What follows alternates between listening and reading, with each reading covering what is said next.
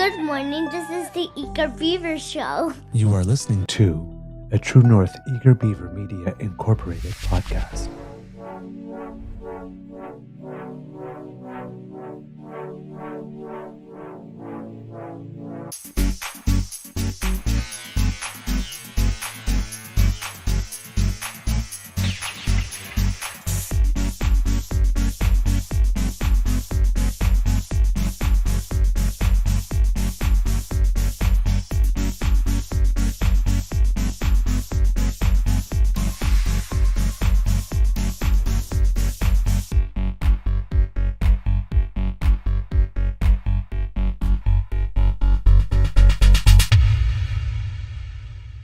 The True North Eager Beaver podcasts are proudly brought to you by our founding sponsors, the Misfit Mysteries from Corvid Moon Publishing, your source for science fiction, fantasy, and cozy mysteries featuring a broad diversity of characters, CanadianTarot.com, your uniquely Canadian online eclectic tarot community, and the Peppermaster, hot pepper sauces made from farm-fresh ingredients to thrill your taste buds and expand your mind.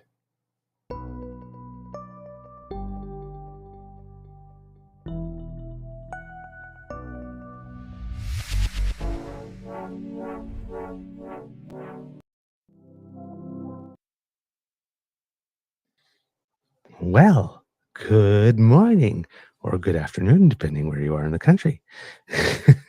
And hello, kids, and welcome to season 4 and episode still 500 and let's see, 54.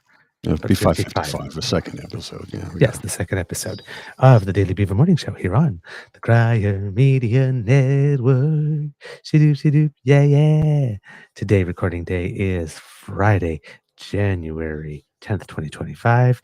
It's a gorgeous day here at the Beaver Lodge, beautiful sunlight. I'm your host, the Eager Beaver, pronounced he, him, Mr. Beaver A. And still with me is my good friend, Mr. Grizzly, who said yes to this crazy endeavor today. So thank you so much.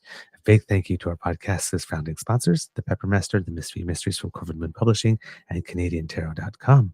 Mr. Grizzly, is your mental health still doing well today? Yeah, I think so. I was out for a nice long walk with Lola in the sunshine. So yeah, I'd say so. And had a bite to eat, just getting some stuff done around here, little by little. Shaved and showered and swapped out my camera, although this camera's a lesser quality than the other one. But until I can figure out what the hell's going on with this silly thing, we'll have to run on a different version. All right. This is my problematic one. Okay. That's the one that keeps on switching on you? Yeah. I don't know. Okay. I don't even know why. Huh. And Lola's doing well? Yeah, she's great. She's now she's sleeping on my bed as we speak. Okay, good stuff. I do not know if Miss was able to join us for this one, but if she is, wondering how Mateo is doing as well, if he's recovering well. I saw something in the chat earlier about him having the wet cloth on his eye, on his eyes. But yes, do let us know, please. We're very interested in that. A couple of tidbits before we start today, because there has been some news at Kits and Cubs since we signed off and signed back on. The President-elect of the United States, Donald Trump, we can now officially say is a convicted felon. The sentencing was read and delivered today. This follows an event that got a lot of people mad because Donald Trump went to the Supreme Court and asked if they could delay that sentencing because he definitely does not want a criminal record as a felon. And only 4 of the Supreme Court justices said yes. And there's a lot of anger against Amy Coney Barrett, who did not vote yes on that. Neither did Justice Roberts, but she was one of the 3 appointed by Trump. And, well, she did not behave like a good girl. I think she behaved like a judge for the first time since she's been there. It's the second time, I think, that she's voted without. Yeah. But now, of course, here's the catch before we start celebrating, right? He wants to appeal this, and it can't be appealed if he doesn't have a sentence delivered. So he's trying to delay the sentencing. But now that there's a sentence, he can still go back and say, well, I need to have this. I never did this. And then, Judge Amy can flip at that point too, right? But at this moment, she was not a good girl. And one of the reasons for that is because Judge Juan Merchan basically came out and said, well, I guess I'm going to have to say before we even do this, this was a couple days ago, that it's going to be an unconditional discharge. So, no jail time, no fine, no probation, no Nothing. conditions you have to serve, no nothing. So there's absolutely nothing in this other than the fact that we're respecting the jury's verdict and that it stays on the record that it's going to happen. So he can't claim that it's going to disturb his ability, to be He the got off president. scot-free, basically. He basically got off scot-free, but that's not enough for him. He doesn't want that on his record. So from now until the Supreme Court cooperates with him, if it does, to say, no, you never did this, and make it vanish like it never happened, so that the story he tells himself about himself can actually be somewhat true. Ish. Can be technically true. Until that time, we can say he is a convicted felon and that he will be the first felon president. So if you want to hashtag the felon president after the 20th, when he takes his oath, that he's going to violate 3 weeks from Sunday afterwards, then please go ahead, because it will actually be true. But so far, still the felon, now officially convicted felon and felon president-elect. Of course, he's still going down saying, I am totally innocent and I did nothing wrong. Well, a jury of your peers said that's not the case, and so did the judge. And the judge wanted to make sure it got onto the record that you are Blanche, you are in that chair. So I don't know, man, but he will not take a look in the mirror. So that's one big thing that happened. He never has in his entire life. Anything that bad happens is somebody else did it to him. He's never done anything wrong. He's an innocent man. He's an innocent man. He's the world's biggest victim. Certainly seems that way. Yes. And the second thing that happened is that for Canada, the job numbers have come in, employment numbers. I saw that. Yes, and Canada's labor market capped the year with some good news, adding 91,000 jobs in December, shattering economist expectations, though there are still calls for further interest rate cuts amid the threat of U.S. tariffs. Statistics Canada labor force survey on Friday said the unemployment rate dipped 0.1% to 6.7%, also beating expectations. Even though today's data overall was much better than expected, we still have an unemployment rate of 6.7%. That's 1% higher than we started 2024 at, and that increased slack within the economy is clearly leading into some disinflationary pressures, said CIBC senior economist Andrew Grantham. I think the best news is that the employment to population ratio has gone up, even if we don't believe that employment growth was as strong as the headline suggests. The report said the country's employment rate rose for the first time since January of 2023, though it contextualized it against slowing population growth. So some of the immigration caps are starting to work, so there are more jobs available. But as we were saying in previous months, even though we were creating more jobs, the unemployment rate was going up because the number of jobs being created wasn't enough to take into account for population growth.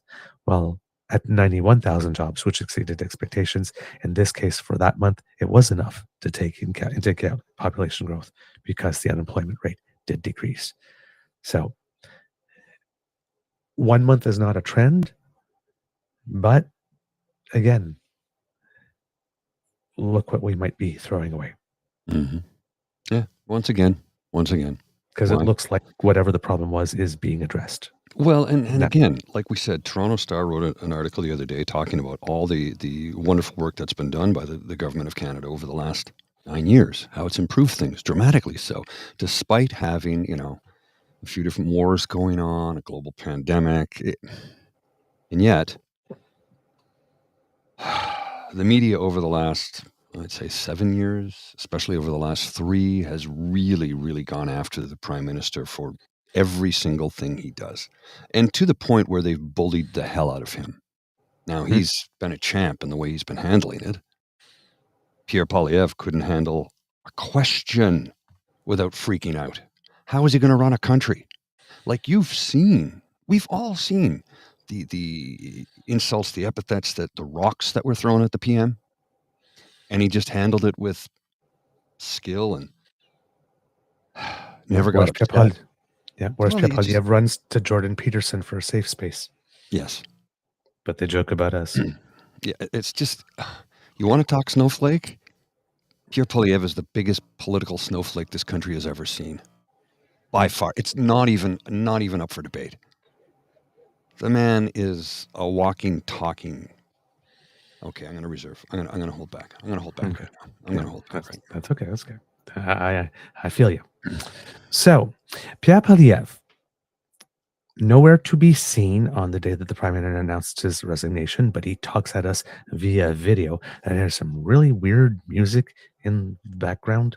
Yeah, we got copyright violated for. I had to eliminate the music. Yeah, so that was a bit weird. And then the day after, the president says something about. Actually, it's a little early for lunch. Apparently, we're both out to lunch. I'm like, it's a little early. It's only 11:30. No. We're at the office, my friend. We're at the office. office. We're putting. So We'll go out to lunch later. If you're one of these people that believes that Canadians don't want to work anymore, well, you're actually watching us at work. So yes, we're working right now. There we go. We're very, very, very busy people. You should join us on the YouTube. Beavers are beaver. Well, you should join us on the YouTube channel. I just put it across the screen. I'd suggest joining us on the YouTube channel so that if you want to type comments in, you can actually have them show up. See, because nobody sees them when you type them onto the Twitter, but if you type them into our chat window on our YouTube channel, then you can engage with the other folks in the chat, and maybe you can learn something. Yes. And, I mean, come on, out to lunch. Beavers are busy. I mean, that's what we're known for. That's what we do. Here's what Linda said. And I agree with you, Linda. I agree with you. Regardless how I feel about Pierre Poilievre, I would hope no one throws rocks at him. Exactly. And that's the difference between the two sides, right? One side cheers when rocks are thrown, and the other side goes, we wouldn't want even rocks thrown at the guy we don't like. Apparently, we're clueless. We just don't do that. We're clueless. Okay. Show Alicia Silverstone? No, I'm having fun, dude. I'm having fun. Yes, but I have limited battery. So. Okay. That guy is not the show. The guy we got the video of is the show. This guy is trying. This guy clearly knows how bad that press release is because he's trying to get us to not show you how bad it is. Oh, we're about to show you. By trying to take over the. Yeah, we're going to show you how bad it is. Okay. Now, so this is a guy, again, nowhere to be seen on the day that the Prime Minister steps aside. Biggest news story of the year. Nowhere to be seen. The next day, economic annexation, nowhere to be seen. Finally comes out. He took 48 to 72 hours to plan this. This is the context I want you to remember now. Right? He went into hiding. Things changed. He took 48 to 72 hours to think about a strategy. And what you see here is what he's coming up with. Now, we're going to show you walking into the room because he does the thing where he says everything in French. And I just want you to check the first couple of seconds to see with what he greets those who have come there. All right, here we go.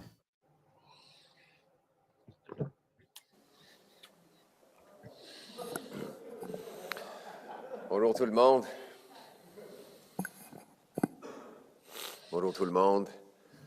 All right, that's enough right there. Hors de contrôle. Okay, first of all, nothing says I'm a leader like a frickin' good backdrop. There is so much red and white in there. Oh my God. And him walking through, it's almost like I'm watching HBO's The Regime. Seriously. This is very dictatorial looking. Number two, notice he comes right up to the podium and then a big wet one. You blow before you come out, buddy. And he's got this, for those who are listening, he's got this big sign, Axe the Tax Election, big in English, with really something small. It's something small in French. I'm sure that's going to play well in Quebec, where the kind of, yeah, I know that Bill 101 does not apply to these signs, but usually we communication people are told to make them somewhat equal in size. This did not happen here. And it says axe the tax election. So clearly he is announcing that this is not going to be about tariffs. Really.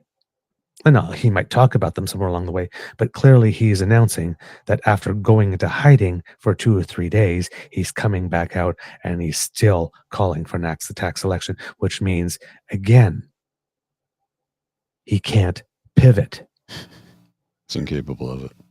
He's incapable. He's got one script and that's it, and he cannot deviate. And when you listen to this, you're going to see how nails in the floorboards stick into that script. Mr. Grizzly, roll the tape.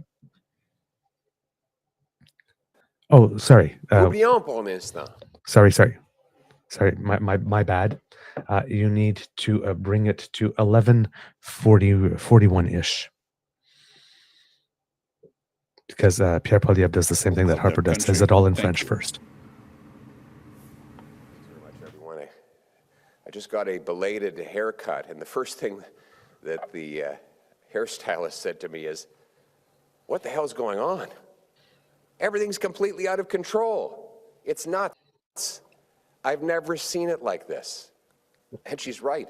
But before we get to the obvious of the last 60 days of liberal chaos and the threats that that weakness has invited from incoming President Trump, let's just talk about everything that was out of control before that.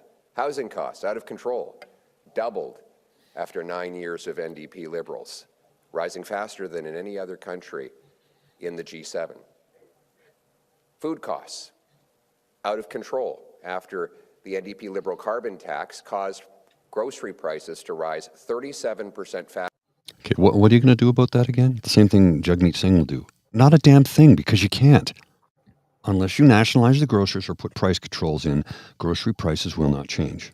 And did you not get the memo from your buddy Trump, who said that that's very hard to do? Very hard to do. Like, I mean, he's telling us what's been going on. Yeah, we know this. We live in the same world you do. Number one. Number two, he's not giving you any solutions to any of it. Remember that, folks. This all he does is complain. He offers you nothing but a slogan. 3 words, and they mean nothing. We'll continue. Faster in Canada than in the United States, driving 2 million people to food banks. A quarter of our kids, according to federal data, are going to school hungry, and a quarter of our families are living in poverty. The worst inflation in 40 years. After out of control liberal deficits and money printing, increased our money supply by $700 billion, or 40%. That is to say, 10 times faster than the growth in the output of our economy. Spending out of control. The deficit hit $62 billion. Remember, we were all supposed to accept the excuse that COVID caused the deficit, but as we get further and further away from COVID, the deficit actually gets bigger and bigger. The deficit 50% bigger than it was supposed to be. A fact we found out the same day that the finance minister who was supposed to tell us about this failure resigned and blamed her boss for that failure. Immigration is out of control with a 200% increase in year-over-year population growth, causing a massive housing, social service, and job crisis.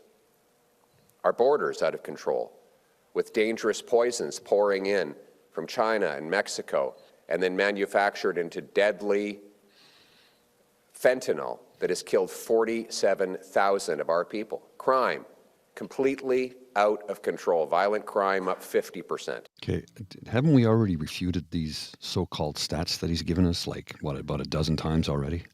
But the watch these 3 ones in crime up 50%. Mm-hmm. Watch the next 2. Gun crime up 116%, and hate crime up 251% after 9 years of you inflaming your base of racist, misogynist, sexist assholes. Of Okay, NDP Liberal. but did he add all the incidents every year for 9 years and compare that number to 1 year? Probably. Because normally when we do this data, we compare year over year. So we would compare what happened, the most recent data. Let's say it's full year data, all compiled already is from 2023 to 2016, the first full year. And we would see, and I'm sure that hate crimes have not been up 250% in year over year basis. And let's remind people that a lot of the spike in hate crimes, let's say over the last 4 or 5 years, started when COVID came around, and there was a lot of hate towards the Asian community. And which party was stoking that? Which parties, I should say, because there's two,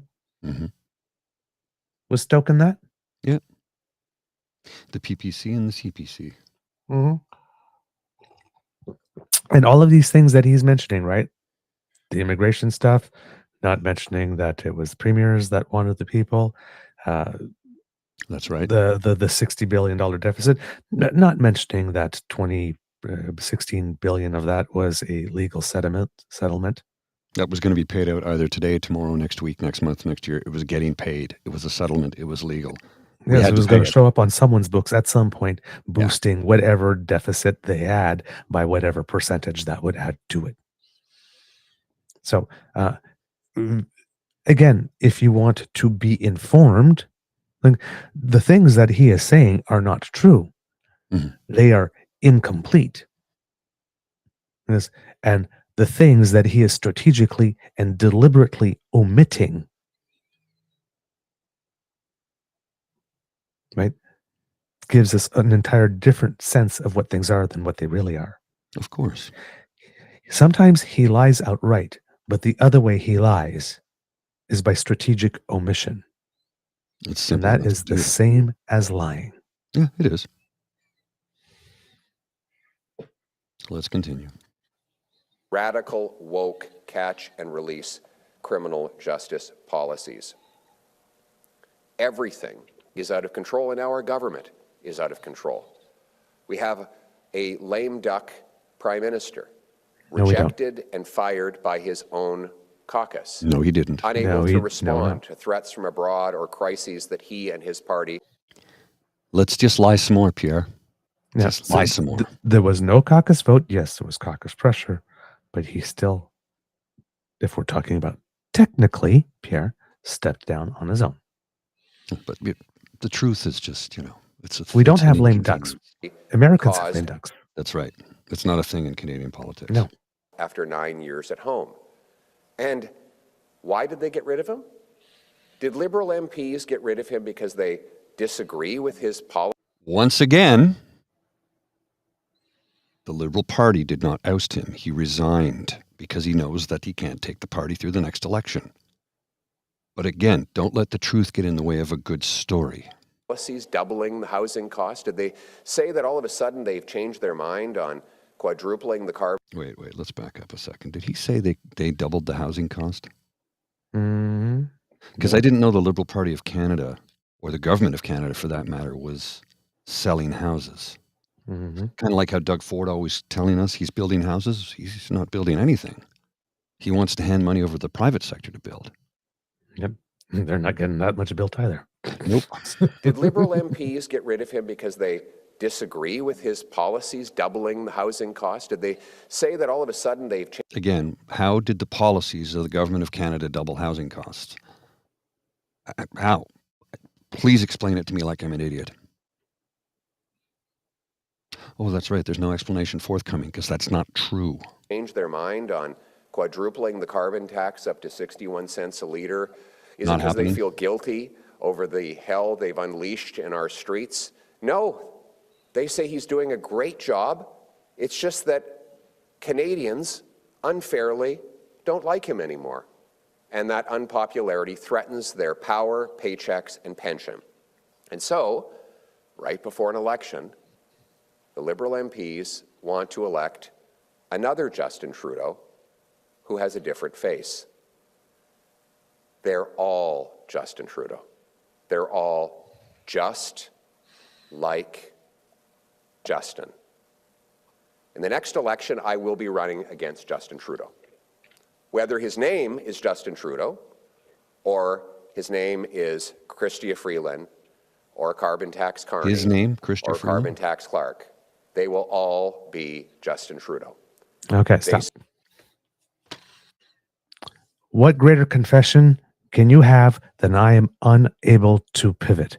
No matter who is running, I am running against Justin Trudeau. She's carbon tax Chrystia, it's carbon tax Carney, and it's carbon tax Christie. Notice that he's attacking only, and you will notice this in a lot of his press availabilities and what he's whatever's issued out in his name, that he attacks pretty much strictly only Carney, Christie Clark, and Cynthia Freeland. Why? Christian. Because everybody else in Chrystia Freeland, because everybody else in the party he can dismiss as a nobody who's just like Justin. He can't really do it that much to Chrystia, but he will try because she's the one that's stuck in the knife. But Carney and Clark are the two outsiders, and he needs to define them right away. He is terrified. Yeah, he is. He is. Of Carney and even potentially Clark. Because while all liberals turn around and say, well, Clark is, I know that, but while all liberals or lots of liberals are going, I don't like Clark. Because if the liberals are making attack to get the blue liberal voter among them, she has incredible amount of credibility and she can squeeze him out. Now, she might lose, it's a gamble, she might lose the left flank to more NDP or Green, but she can squeeze him on the center right. Oh, yeah. Shall we continue with the cavalcade of bullshit? Yep. Supported everything he's done, and they promise to keep doing it. And if they say otherwise, we know they're lying because they would have done so earlier. Let's go through the list. You have Hold on a second here. He doesn't have parliamentary privilege right now. Nope. And he gets to say all this and go unanswered for it. Yep. Do you not see the problem here, legacy media people? You're letting this man lie to our faces. You're not asking him questions. He doesn't have parliamentary privilege. Mm-mm. He needs to be censured. He needs to be taken out to the woodshed and taught a lesson. This is... If this becomes the next prime minister of this country, say goodbye to the Canada you know and love. And if you think he's going to do anything to help you, unless you are extremely wealthy, you are shit out of luck. He's going to screw you over for a cup of tea. This is not a good man. He just lied about a dozen times in, 5 minutes? Mm-hmm. Keep it going. Carbon Tax Carney himself to this day. He's on the Liberal website as the Chief Economic Growth Advisor to Justin Trudeau. He hasn't even resigned from that position after Justin Trudeau. Stop there, Mr. Grizzly. Mm-hmm. Mark Carney is still on the website. Yes, but when did he get on the website? This past September? Mm. But he's responsible for the whole 9 years. Well, of course. It's easy to blame somebody for doing everything when he wasn't there for 99% of it. Time's an amazing concept when you're a conservative. Keep going. Well, he's a reformer, not a conservative. Let's yes, as well. Yes. Has resigned himself as the leader. Presumably then, Carbon Tax Carney supports every single economic policy that has given us the worst decline in per capita GDP of any G7 country. That is factually incorrect, not to mention the fact that I think Mark Carney actually knows something about economics and banking and how money works, as opposed to Pierre Poilievre, who was once a paperboy before he became a politician. Which is why Pierre Poilievre is petrified. No, I was one myself. But me too. That's why Pierre Poilievre is terrified of Carney, because everybody's looking at him. Well, gee, Pierre Poilievre's got all these wonderful policies. He's such an economic mind. Yeah, okay, now let's put him on a frame by frame, side by side with Mark Carney and talk economics and see what happens to Pipsqueak here. You don't be the first foreigner to ever get invited to run the Bank of England by being an idiot who doesn't know what he's talking about. The only reason we steered through the 2008 world financial crisis, global financial crisis, was because of Mark Carney, not Stephen Harper. Stephen Harper ran deficits every year. And you will notice, if I'm not mistaken, because I believe that Mark Carney was appointed to the Bank of Canada by Stephen Harper. Yes, appointed in 2008. So this would now be the third person. Yeah. The first one was the Aga Khan, who Stephen Harper made an honorary citizen of Canada, and they trashed him when the Prime Minister went for a vacation. Yeah. Then former Governor General. Then the former Governor General David Johnston. He trashed him because, I don't know. They went skiing together once. Justin Trudeau ski buddy. Justin Trudeau skied with him once when he was 12, but he's a ski buddy. Mm-hmm. And now Mark Carney, the guy that was good enough for them to run the Bank of Canada, I guess, nominated in 2008. What year was the crash? 2008. Yeah. Yeah. But now Pierre knows more about how to run an economy and what the world pressures are than Mark Carney. We are supposed to buy that. And we are supposed to buy that Mark Carney supports absolutely every policy. Because my question is, if Justin Trudeau is just like, if everybody else is just like Justin Trudeau, then who is Pierre just like? Harper? Exactly. Argument goes both ways, buddy. Argument goes both ways. Let's go. That has doubled our debt, that has taxed our people, that has destroyed our productivity. Oh, there's one. Need I remind everybody that middle-class income earners have had their taxes reduced under the current Gov't of Canada. I'm not making it up. It's a fact. As a matter of fact, people who earn between $43,000 and $95,000 in Canada pay 4% less in income tax than our American counterparts do. And we have health care. One disagreement. Yes. Carbon tax Carney doesn't think that Justin Trudeau is spending enough on heat pumps. That's the only disagreement we can find so far between Mr. Trudeau and his top economic advisor, Carbon tax Carney. Then you have Carbon tax Chrystia, who stormed out as finance minister the day she was supposed to introduce the fall economic update, which would show our deficit 50% bigger than she had promised only 6 months earlier. She suddenly said she objected to the costly political gimmicks on which Trudeau had been spending money, gimmicks that she had publicly supported only weeks earlier in explicit boosterism on the floor of the House of Commons. She claims now she has some disagreement with the deficits that she ran. She disowns her own economic policy. Well, she didn't do that on principle, because she stayed on as finance minister months after she learned the deficit was bigger than she had promised, weeks after she learned the Prime Minister was throwing $4 billion away on a temporary tax trick and gimmick. She only announced she would resign after she learned she was fired. Oh, it now was all let's about her.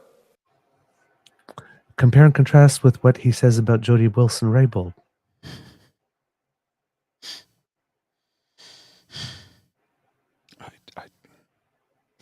Who recorded someone illegally. I might have to step away for a minute because I'm about to put my fist through my monitor. The bullshit coming out of this man's mouth. This guy's utterly shameless. Look, you know I have my issues with Jagmeet Singh, but he's fundamentally a good man. He isn't prone to the same type of hyperbole. And in all honesty, I really think in this next election, let's give Elizabeth May a shot. I mean, shit, why not? We've seen a lot of him. We've seen a lot of Jagmeet. We've seen a lot of Elizabeth May today. Yeah. And a decent amount of the Prime Minister. Rank them in order.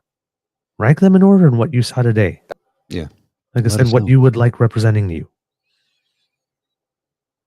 Let us know in the chat what you think. Who do you think should be the next PM? I mean, honestly, Regardless of party. regardless of party, who would you like to see as next prime minister? Now, of course, that means their party has to win the most seats because we don't elect a prime minister, we elect a parliament. Yes. But who would you like to see as the next PM? Let's go. That's why they call her Carbon Tax Christia. And then there's Carbon Tax Clark. Who's they? She's the queen of the carbon tax in British Columbia. She was the carbon tax queen before Justin Trudeau even got the idea. In fact, she might even have been the inspiration. Of course, BC had the first. Oh, Jesus Christ. She wasn't in power until after. So the carbon tax was in place before she was elected. 2 years. I think it's a difference of a year or 2 years, first off. So he's completely fabricating something here right now. We'll continue. First and the worst carbon tax. And Carbon Tax Clark bragged, and you can look up the quote here, bragged that BC's carbon tax was the highest in North America and that it was twice as high as the federally imposed carbon tax. And there's no rebate in BC. Yes. He wants to cut your rebates. He's not going to cut the carbon tax because it's part of trade agreements we have with different countries around the world, including everyone in the European Union. So they're all Justin Trudeau. They're all just like Justin. So what are they fighting about? Given that they agree on all the same disastrous economic policies, they're fighting for themselves. Liberals are putting Liberals first. It's time to put Canada first. Okay. All right. Hold on a second now. Since when do Conservatives see themselves as Canadians? Because for the last number of years, when we have a visiting dignitary such as, Volodymyr Zelensky, he was in the House of Commons, he addressed the House of Commons, and each leader from each party got up and said, Canadians will stand beside you, except for the interim leader at the time, Candice Bergen, who said, Conservatives will stand behind you.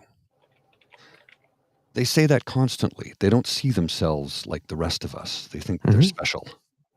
Mm-hmm.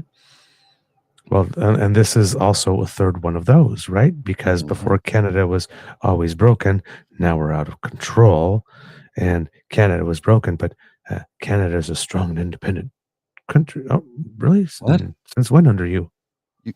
Just the other day you said we were broken, but now because Trump says they want to make us the 51st state, you were saying we're strong and independent. Make up your mind. Make up your mind. And just to complete your fact, Mr. Grizzly, the carbon tax in British Columbia came into effect on July 1st, 2008. Christy Clark became the Premier of British Columbia on March 14th, 2011. So 3 years. Let's back up to what he said there a minute ago. What did he say? Let's just back it up. Temporary tax trick and gimmick. She only announced she would resign after she learned she was fired. It was all about her. Just like it's That's all about why you. They call her Carbon Tax Christia. And then there's Carbon Tax Clark. You call her Carbon Tax Christian. No, but I've never heard anybody refer to her as Carbon Tax Christian ever Just until those words came out of your mouth just now. The queen of the carbon tax in British Columbia. She was the carbon tax queen before Justin Trudeau even got the idea. In fact, she might even have been the inspiration. Of course, BC had the first and the worst carbon tax. Again, the tax was in place 3 years before she took office. Now, she was a member of the opposition. No? Was she before? It's irrelevant. She wasn't in power. But she wasn't in power. When the tax came in. Yes, she was a member. No, she wasn't even a member of Parliament when the tax came in. No, she wasn't. I'm looking. She was in office May 28th, 1996 to May 17th, 2005, and then office again May 30th, 2011. And that's when she started. So when the carbon tax was brought in, she wasn't even in government. This is what I'm saying. What a freaking whop. Wow. Yeah, right? Not only was it not her, but she wasn't even in government. Wasn't even in government. Okay. In the legislature, in any way, not even in any way, government, not shape, or even in form. opposition. Exactly. Exactly. Now, and let's remember, who came up with the idea for a carbon regulatory recovery fee to begin with? Stephen Harper. Stephen Harper. And Pierre did not say anything like this during the entire time Stephen Harper was pushing it. Of course not. And that one, of course, had no rebate to it. No rebate. No rebate. So right now, 80% of Canadians get more back than they pay into it. Yep. Under Pierre Poilievre, a Nobody gets conservative anything. government, they'll get rid of that rebate. Oh, they'll axe the tax and come up with a new carbon regulatory recovery fee, which is, again, what it is. It's not a tax. It's never been that. The Supreme Court of Canada ruled on this. Yes, but now that there's a rebate for small business, watch them not axe that rebate. Probably not.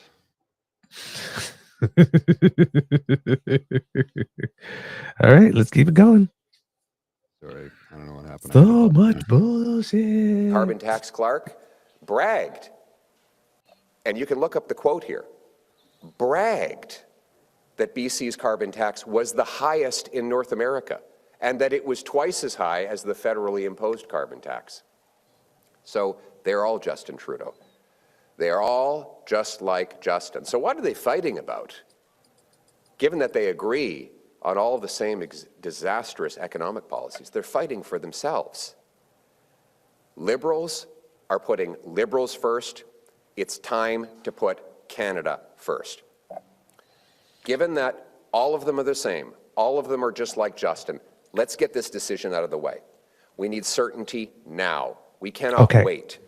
I'm calling on Justin Trudeau to do. This is the real reason for which this whole thing exists. This press conference. The next words that are going to come out of his mouth right now.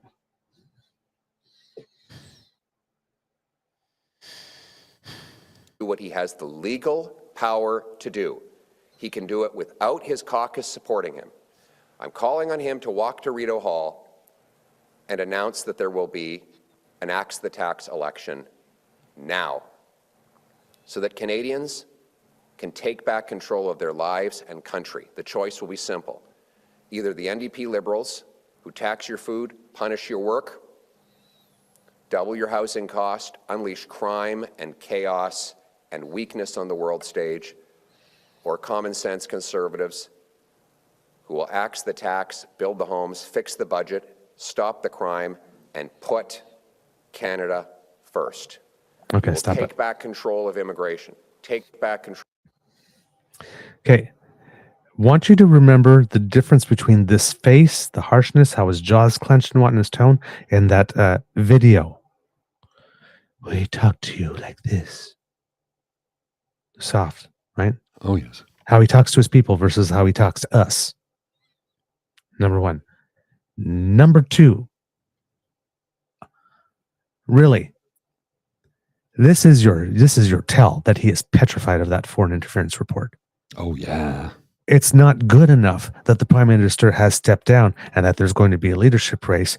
And because why if they're all Justin anyway, why is he worried if he's so certain he was going to beat Justin? Why does he need to go earlier? I mean, they're just all Justin, but they're just not the real thing. So clearly they won't be as tough to beat as Justin. Right? They're just like Justin, he says. But no, Justin, again, you stepping aside has not made it easier or easy enough for me to win. No, I am so freaking entitled that you, Justin, must go to the Governor General right now and just say, you know what, I'm not interested in being Prime Minister anymore. Just leave the country in a total lurch. 10 days before the new president comes in and says that he's going to impose tariffs on day one. Let's say he does it. We are definitely in caretaker mode at that point. The Prime Minister of Canada made sure by doing it this way that there would be one person, and the person that dealt with him the first time there when Trump, should he do it, impose those tariffs, and to receive and respond to that foreign interference report. And with regard to that foreign interference report, by the way, Monsieur Poilievre, now that the Prime Minister is not running again and is not necessarily bound by all the diplomacy things and doesn't have to care what people will say about him if he decides to get a little colorful, put his elbows up, you got a Prime Minister that no longer has any fucks to give when it comes to that report. Oh, yeah. Well, I am not surprised that you are. Yes. So I'm not surprised that you are there asking that the Prime Minister make it even easier for you by going to the Governor General and just roll over right now so you can have an election now with an interim party leader from the Liberal Party and no report in, and with the federal election going on when the report comes in, so that it's minimum a 5-minute story and you can change the channel with your next promise or allegation or fire that you light. Exactly. Pardon my language, fuck you. And fuck you for wasting all of our time up until now, just so you can come up and petulantly do, I want it, it's mine, just give it to me, Justin. That's literally all this press conference is. Yeah. All the big scenario building and lies and all that stuff before, like this, was all to lead up to this. Give it to me, I want it, and I want it now. Don't make me work. Well, a friend of mine the other day, arrogant son of a... Sorry. Posted something on social media that said, here's the number for the Governor General. You can call the Governor General. We can ask her to call an election. I'm like, you're wasting your time. No, people are taking the calls. You're wasting your time because the system doesn't work that way. It's not a waste of time. They're answering our calls. The system does not work that way. Your but call we're not wasting being our time. I'm like, you know what? I'm talking to a brick wall. This is pointless. Your call they being don't want to hear answered anything I tell them. I know. Your call being answered is not a sign, is not an indication of your success. It doesn't. It's they meaningless. have to answer your call. That's the job. That's the job. They're going to answer your call. Yes. But guess what? So what? You can't call an election because the people demand it. It doesn't work that way. The Prime Minister has to go to the Governor General and say, we're going to dissolve Parliament. We'd like to call an election. That's the only person who can do it. We keep on saying the world is not Burger King. You don't get to have it your way. You don't get to say, hold the pickles on an election. So many people entitled. Ugh. So this is like the ultimate in arrogance and entitlement. Oh my God, yes. You could quit. You could quit now. Mm-hmm. I will say this, though. The one thing he did do that was factually correct, he said, I want to march down to Rideau Hall to ask, with Justin Trudeau, to ask the governor. Like, okay, you got that part right. Way to go, Skippy. Way to go. You got something right for a change. Now, if only his followers understood how the system works. It's like I keep trying to give people basic civics lessons. When they scream at me, because I had to wait, and it's Trudeau's fault I had to wait so long at the ER. No, it's not. Talk to your provincial premier and your MPP or MLA. It's a provincially run program. That's where you got. But this chuckle fuck will sit here and blame everything on Trudeau and have people convinced that, all the problems they have in the world are because of the Prime Minister, when most of them have everything to do with their provincial parliament or provincial legislature, whichever the case may be, because it's different in each province. Or the assembly in Quebec. I just... I know. Come on. What? How I worked in construction for 29 years. How do I know more about civics than people who supposedly know things about politics? I've talked to people who ran for politics and would tell me things about, well, we're going to get rid of the equalization payments. And I'm like, what? Well, yeah, no, Jason Kenney's going to get in. He'll become the premier of Alberta, and then he's going to lobby and we'll get rid of them. And I'm like, okay, first off, you don't know what you're talking about. he rewrote the equalization payments. It doesn't come from the province of Alberta. Nope. We all pay into the same tax base, and they divvy up the funds depending upon where it's needed the most. But it's also, that's from net federal government taxes that the equalization fund is created and paid out. It's not a bill that's sent to the provinces. And the provinces have to take for their tax base and give it to the federal government, and then the government spreads it all out. It's the taxes that you rightfully own, the federal government, and the federal government decides it is not keeping a certain portion and distributing it to other provinces so that they can have an equal level of services. Like, for example, education, which allows the people from those provinces to come to yours and help you drill, baby drill. So it's not like you're not getting anything for the money as well. It might be spent in other provinces, but it's spent on making sure that everybody has equal access to healthcare and education, which increases the talent pool from which you can pick from to make all that luscious, lovely, abundant money that you complain about having to pay taxes on. And PNC Bio, well, there's a slight typo, but what PNC Bio is saying here is most of our trade agreements require a price on carbon. Why does no one ask him what his solution to that is? If we don't have a price on carbon, we are in violation of several trade agreements we're in. And that's why I'm saying that time and time again. And that's why I'm saying the carbon tax will still be charged. It will just be hidden, and all you will do is lose the rebate. That's and right. You will not know, really. There'll be an announcement every year by how much it needs to go up a little bit in order to keep this, but you're not going to know how, and that will be it, because it'll be quietly done, just like when they announce what your RSP contribution limit increase is going to be. It's going to be like a half a day store, and that's going to be it, because it's not a thing that you see every time, which means it can go up. Oh, yes. However much it wants at one shot. With no, 5 years in advance what the schedule is going to be for the next 5 years. You can plan your finances under the current system. You can sit there and look, well, if it goes up these 5 times, because by the time it's done, it's going to be that much. Yeah, maybe now it's a good time to invest in the heat pump, because now it's getting too expensive. You can do the math and figure it out for yourself. He's not going to allow that. No, of course not. All right, let's keep it going. Control of spending. Take back control of our borders. Take back control of inflation, taxes, and interest rates. Take back control of the... How? Take back control of inflation. We can't. It's just bullshit. It's the biggest bucket of bullshit ever. And Mark Carney, who actually knows how things work, will tell you this. Yes.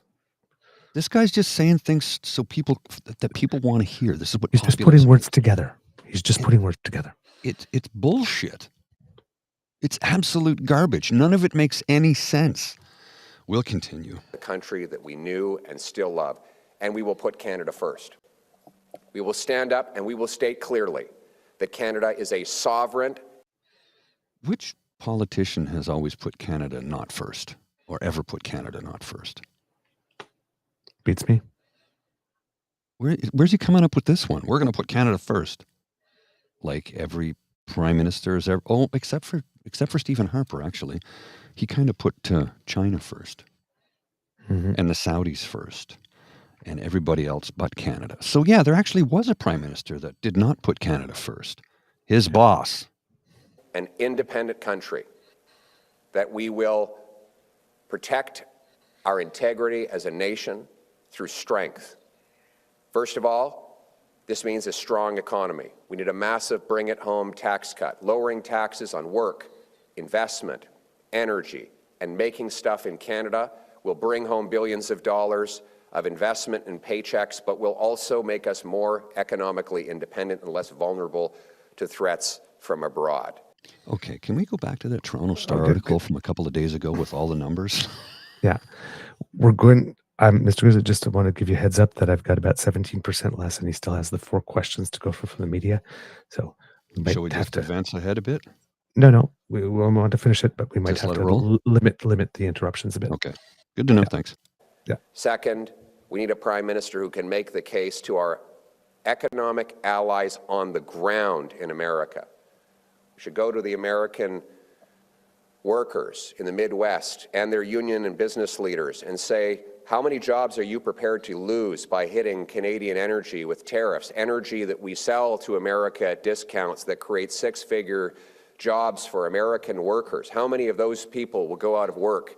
How many of those hard hats will be laid down and boots will be unfilled because Americans will lose jobs due to that self-harm if those tariffs go ahead? We need to go to American home builders and say, we can help you build more affordable homes if your government would stop tariffing our softwood lumber. We need to go to the American tech companies and say, you could have access to our unmatched, totally reliable and clean electricity sources for your data centers. AI requires 10 times as much electricity as traditional information technology does. We have the most uranium for nuclear centers. Meta, Google, Microsoft are all buying or refurbishing their own nuclear plants to power their data centers. We can do it for them here in Canada. Cold, dry climate, lots of energy, low cost, totally reliable, 100% ally, right next door. We can provide that to America. Now, notice that when he talks about AI businesses, taking our stuff in, he doesn't not talking about only about our electricity, not about our actual workers. And one of the reasons that they could also come for our workers is because it's the prime minister of the day that has diversified the economy enough for AI to become something in this country that we're actually a bit of a hub for it.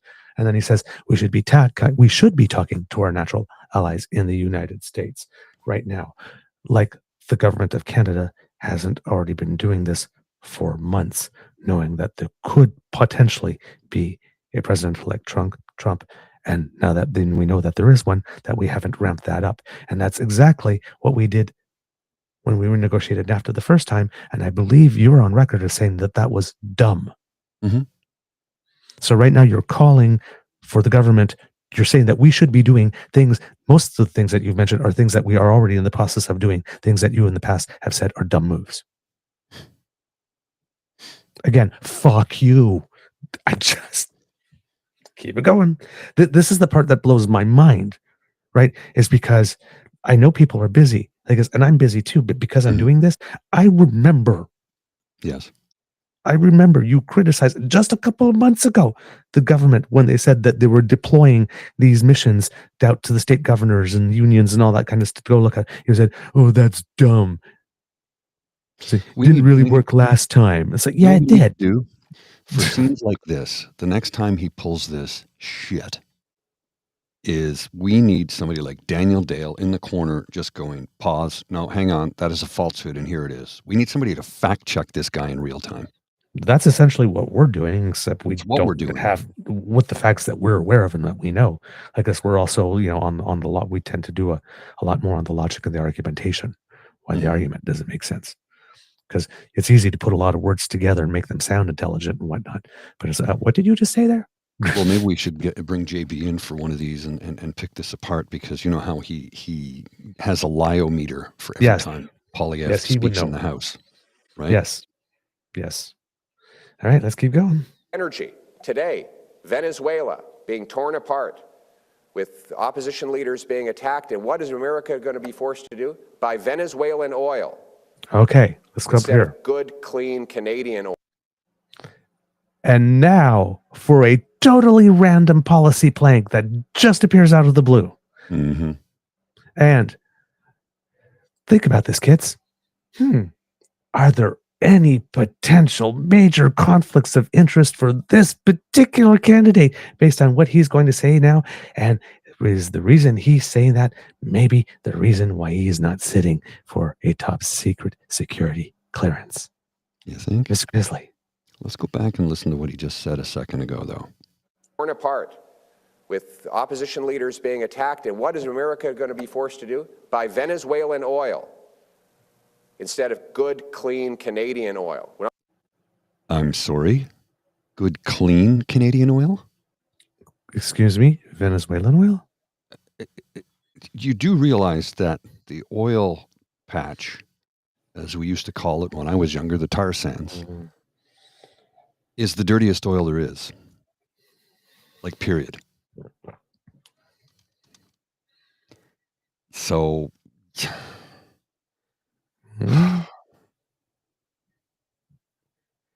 I know, Mr. Grizzly. I know.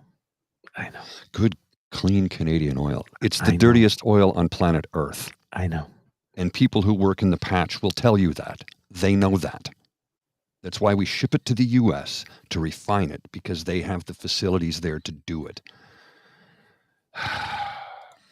Not only should we condemn Maduro and the dictators in Venezuela for what they're doing, we should shut them off by shutting down their energy and their oil sales and replacing it with Canadian oil sales. The Americans, our friends, want Canadian. He wants to shut down Venezuela?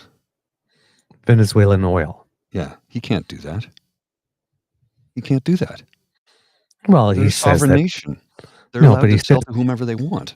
I know that, but he's saying that if we are able to produce that much more to replace what Venezuela's outputted, then the United States could crush Venezuela by canceling its contract and buying from us instead. But apparently this is a policy plank that we now have to pay attention and that we'd have to focus on under a Prime Minister Poilievre.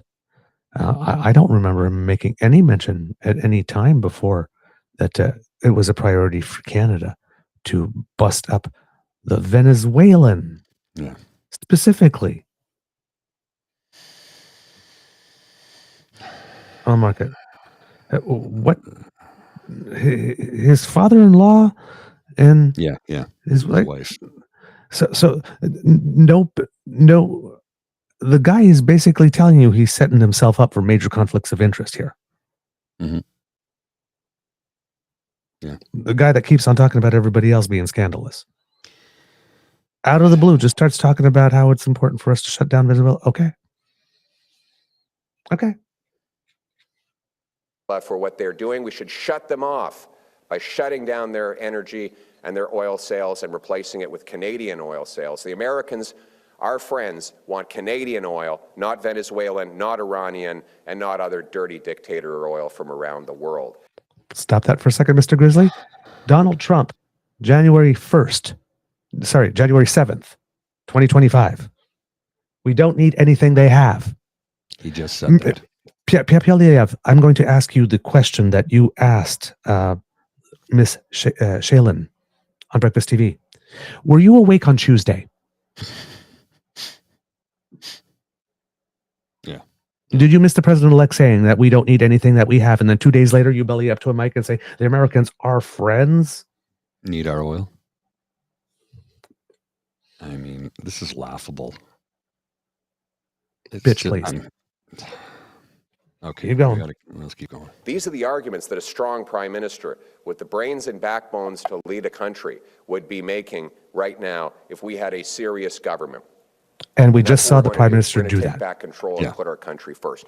That means rebuilding our economy, bringing home production, rebuilding our military, supporting a strong. All the stuff we're already doing. All the stuff we're already doing. Again on conservatives in the military. No. We're all and these are things that are already all being done. Yeah. Border, we got to do this. Reinstating controls on immigration. And most of all, we just did that. Being proud of our country and unapologetic for our history. The guy who couldn't say anything nice about our Olympians.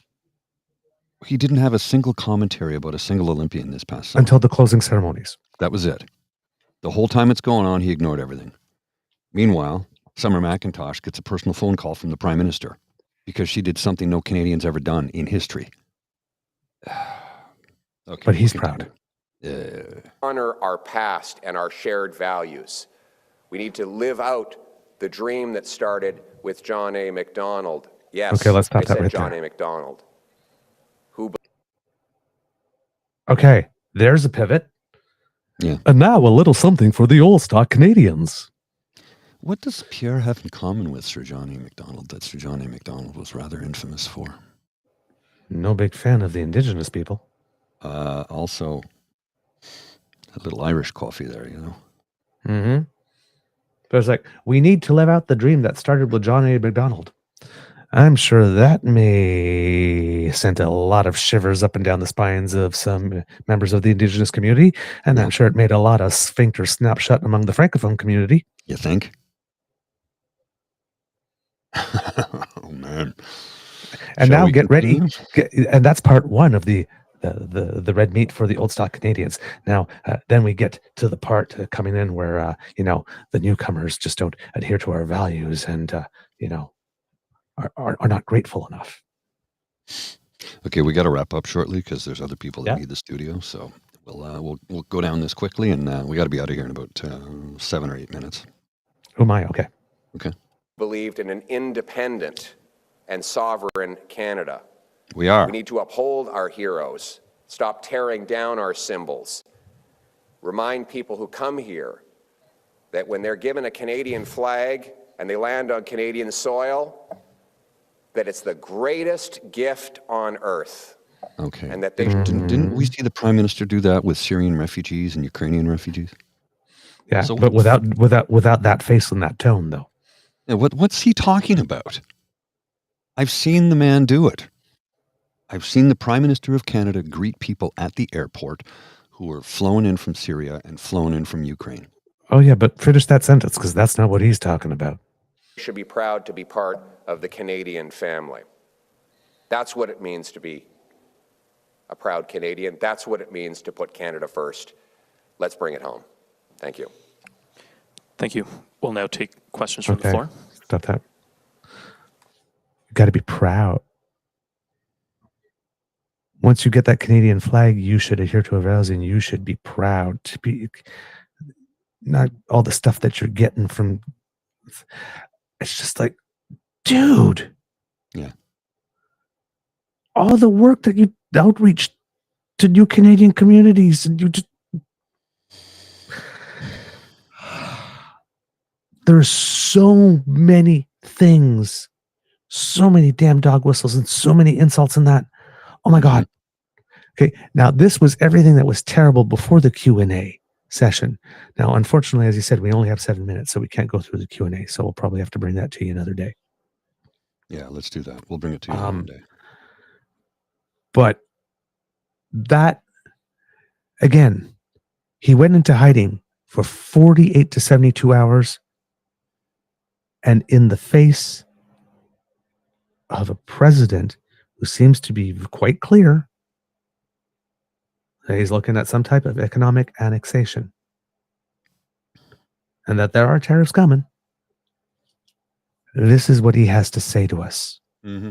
This is the best he's got with prep time. Dog whistles, lies, lots of words put together, that whole end thing, we got to do these things and show the Americans this. You said you used words. They were words. Yeah. This guy's not ready. I keep on saying he's more ready for prime rib than prime time. Yeah. It's true. Do you really want to send that out? No. Is this the guy, if the debate is going to be not a carbon tax election, but who's best to handle Donald Trump, who also might be a national security risk? Question mark. Maybe. This guy? Yeah. This guy. This really, you want this guy? No. This was his opportunity to show you what he's got. And it's nothing different than what he said before, except instead of everything is broken, everything's out of control. Otherwise, everything's the same, and he has no plan B and nothing else. He's running against Justin Trudeau no matter what happens in the world. Yeah, that's it. Red alert. Mm-hmm. Yeah. Oh, yeah. Like, run away. Media, fast. scrutiny, this would be the time now. Yeah. Especially since your favorite punching bag is on his way out, and you need to cover something. You might want to dig here. Maybe a little bit. Because that was not good. Pants, right now, he's shitting his pants about the foreign interference report. You know that. He might not even be in it, but he's shitting his pants because he doesn't know what's in there because he hasn't got his clearance to look at it. This is not it. No. You want a strong leader that's going to stand up. This is not it. Not it at all. Oh my God. Like, I knew he was bad. I didn't know he was this bad. I really did not know. I almost feel sorry for the guy. Almost. Well, he knows. I mean, he hears the theme from Jaws and back with Doug Ford. Oh, of course he does. Like, say what you want about Doug Ford, but my God, he delivers a rah Canada first speech. We're going to stand way better than this guy does. Well, it was angry. It was just like he looked pissed off the entire time, like he was telling people. Doug Ford, at least he does that. I know that, but like I don't like Doug Ford. No, much more than I like Pierre Poilievre. A smidge more, has a personality, but not much more. But exactly, he has a personality. I mean, oh God, I find myself hoping and wishing that Doug Ford does run for the leadership of the Conservative Party, that there's something that happens like this, knowing he is the most corrupt premier in Canadian history, allegedly. Well, not knowing, sensing, feeling. I shouldn't say knowing because I do not know that as a fact, but believing in the most profound depths of my beaver heart that he will go down in history up and at the end of by the time of the end of his mandate as the most corrupt provincial premier in Canadian history. If we're using words precisely. Mr. Grizzly, have we got a show? We do indeed. All right, Kits and Cubs, we're going to do this very quick. That's the end of the Daily Beaver afternoon show now, because I don't think it's morning anywhere else in Canada now. 12:30.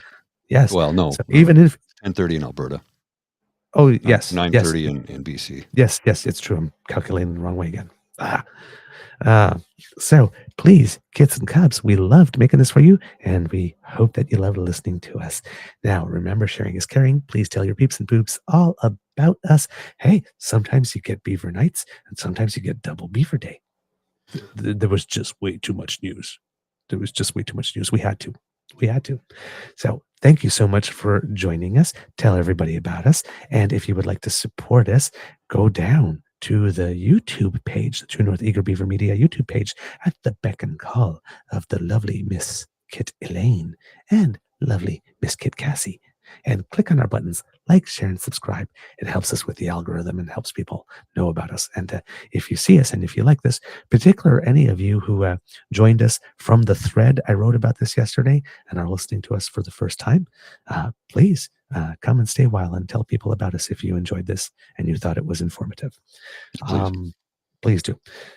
If you would like to support us in other ways, you can do that by going to our coffee page. That's ko-fi.com/eagerbeaver, all in one word, or you can scan that QR code if you're watching. And if you want to give us an add a beaver and an add a grizzly for being able to do this, we've got lots of thanks on our Twitter feed for having done this work, because there was a lot of people that really didn't want to know what he was going to say, but just really couldn't stand listening to him past 1 minute. So I do it so you do not have to.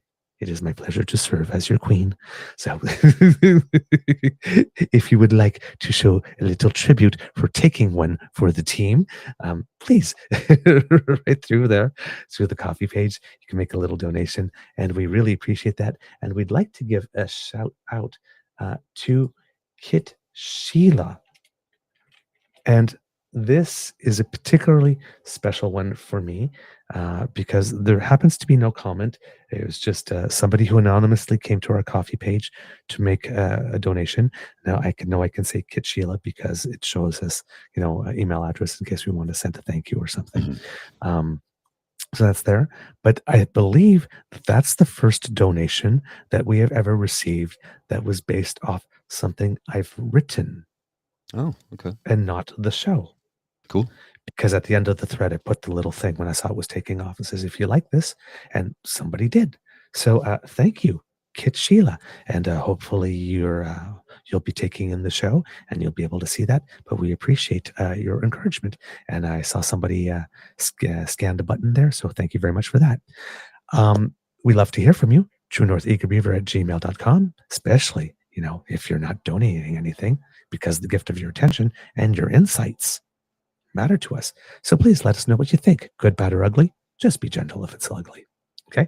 You can reach us, truenortheagerbeaver@gmail.com, at our True Eager feed at Twitter and at Blue Sky, our Facebook page. If you go to our coffee page and subscribe there, we're trying to make that our website, so you'll find more information there. Or if you're listening on YouTube, right down here on the comment section.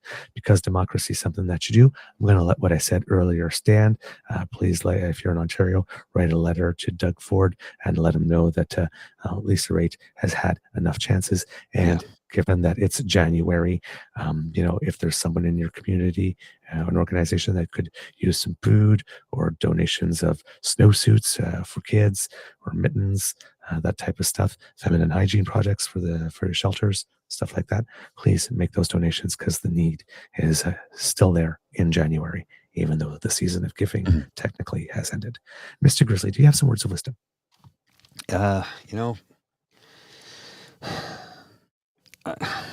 Words of wisdom. Just keep a stiff upper lip right about now is all I can say. There's going to be a lot of crap coming down from above, because we're down at the bottom of it and it rolls downhill.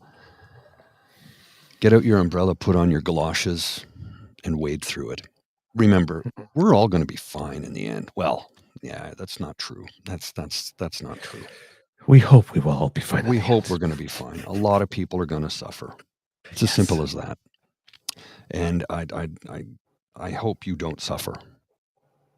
And that's really all I can say today, because there's just so much going on right now. It's hard to keep on top of it. I'm going to have a few words of wisdom. It's clear he's not ready. So mobilize. Yeah. Don't agonize, mobilize. Well, our good friend Sam G put out something on Blue Sky yesterday. I'll see if I could find it here, because I did note it, and I thought, yeah, that's pertinent. Let's see if I can find it here. She says, this is from our friend Sam G. I'll actually put it on the screen here. Just give me a sec. I'll share this quickly before we wrap up and head out. Because I think this is poignant and important, because she's trying to do what we do. We need a web page that outlines all the reasons Pierre Poilievre is a terrible choice for Canada. A QR code that links to the page. The QR code printed on stickers and pamphlets. People to place the stickers in public places all across the country. People to hand out pamphlets everywhere possible. Because she knows if this guy becomes prime minister, people are going to suffer. Mm-hmm. Yeah. Just looking through the chat here. Kit Kat W asked, do the Greens have enough people running in seats? The Greens usually do run a full slate. Yes. Of candidates throughout the country, and have for quite a while now, quite a few elections now. Yes. So that's just so you know. All right, Mr. Grizzly, please cue the cock, and I'll come back with one very short Easter egg. Okie dokie. You are listening to a True North Eager Beaver Media Incorporated podcast. The True North Eager Beaver podcasts are proudly brought to you by our founding sponsors, the Misfit Mysteries from Corvid Moon Publishing, your source for science fiction, fantasy, and cozy mysteries featuring a broad diversity of characters, CanadianTarot.com, their uniquely Canadian online eclectic tarot community, and the Peppermaster, hot pepper sauces made from farm-fresh ingredients to thrill your taste buds and expand your mind. We are grateful to the Crier Media Network for its support, Pete Jarvis for our artwork, and Paul Joseph Something for our opening and closing sequence music.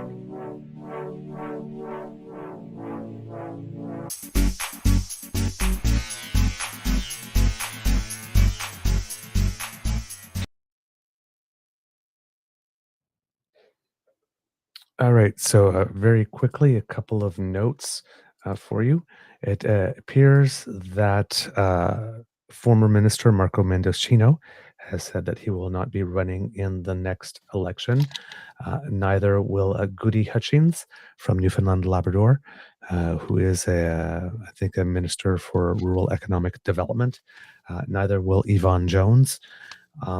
Melanie Joly has come out on record stating that she will not run for the leadership after the rules have come out. So those are the big bits of news with regard to that. And while we are at it, a big congratulations and shout out to Team Canada under 18 women's hockey, who at the Worlds in the quarterfinal defeated Japan 17-0 and outshot Japan 76-4. Ouch. Ouch. But also big kudos to the team from Japan. Yeah, well, for showing up. Well, not only showing up, I mean, made it to the quarterfinals. Yeah. Number one, that's probably a big deal for Japan. And knowing that you have to take on Canada, you know, they knew it was going to be a tough one. And they came and they competed to the best of their ability. And I mean, clearly it's a program in development and it's doing well because they got to the quarterfinals. You know, that's a big step. They've got another step to take. But I do hope that everyone in the auditorium gave Team Japan a standing ovation. I would hope so. After that match. I got to give a quick factoid for you. I'm going to put it on the screen and read it out loud, and then we are going to get out of here so we can leave the studio for some other individuals.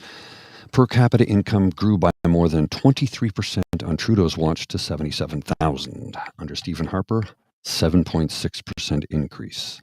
Truth the bitch, International Monetary Fund. Why weren't people reporting this? Why wasn't legacy media reporting this? Yes. Well, we got it from the Toronto Star article. Yes. That one's contained. Now, just a precision.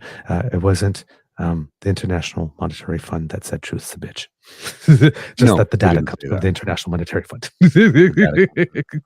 All right, we got to go. We'll see you later.